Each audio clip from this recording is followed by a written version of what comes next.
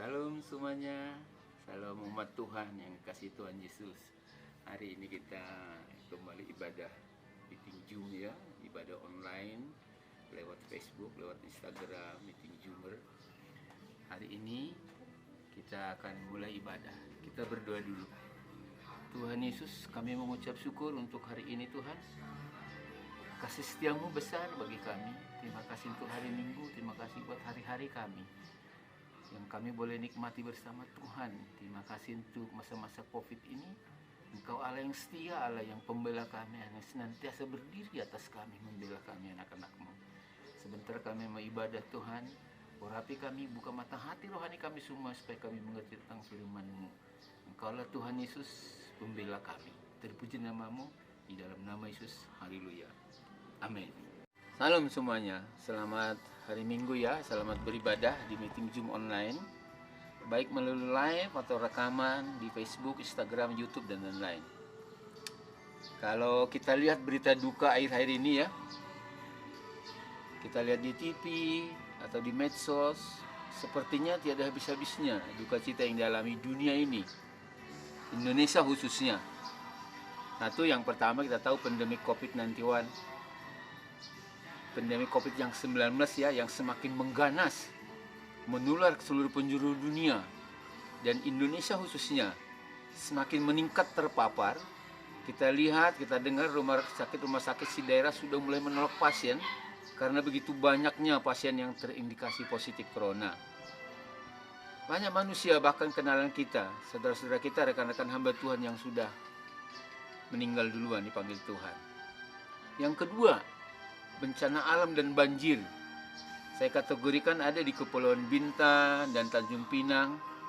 Memang kurang terekspos karena satu kepulauan terkecil atau mungkin sistem jaringan komunikasi yang sempat terganggu. Padahal banyak korban jiwa ya. Satu pulau itu beberapa area itu cukup tinggi banjirnya. B, longsor Sumedang. Banyak yang terkubur hidup-hidup. Banyak saudara seiman kita juga yang korban terkubur hidup-hidup sampai sekarang tidak ditemukan jasadnya. Yang baru-baru ini musibah Sriwijaya Air, di mana menewaskan seluruh penumpang dan kru pesawatnya. D, gempa Mamuju dan Majene di Sulawesi Barat. Nah, terakhir ada lagi banjir di Kalimantan Selatan.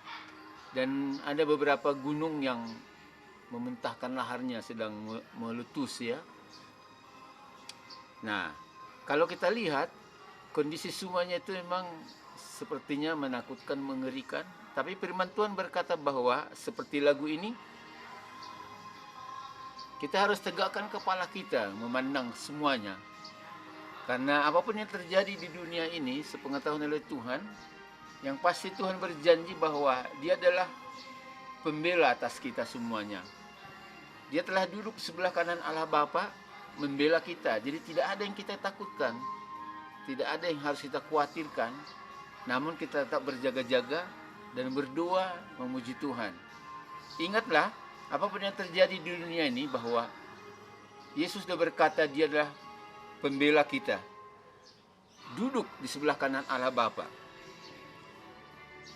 Yang ketiga, perekonomian yang down. Pepatah berkata, tidak ada logistik, maka logika tidak jalan. Artinya bila ekonomi down, maka tingkat kejahatan akan meningkat. Berita kejahatan bisa kita akses lewat medsos, lewat berita-berita elektronik, lewat lingkungan kita, tetangga sekitar kita. Jadi karena pandemik ini, karena kondisi yang kita alami saat ini, akhirnya membuat ekonomi down. Ya tentunya kalau ekonomi down akan terjadi pengangguran, berhubungan dengan meningkatnya kejahatan.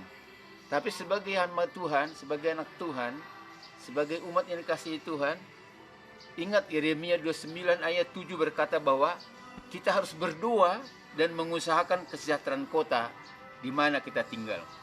Yeremia 29 ayat 7 berkata, usahakanlah kesejahteraan kota kemana kamu aku buang, dan berdoalah untuk kota itu kepada Tuhan, sebab kesejahteraannya adalah kesejahteraanmu.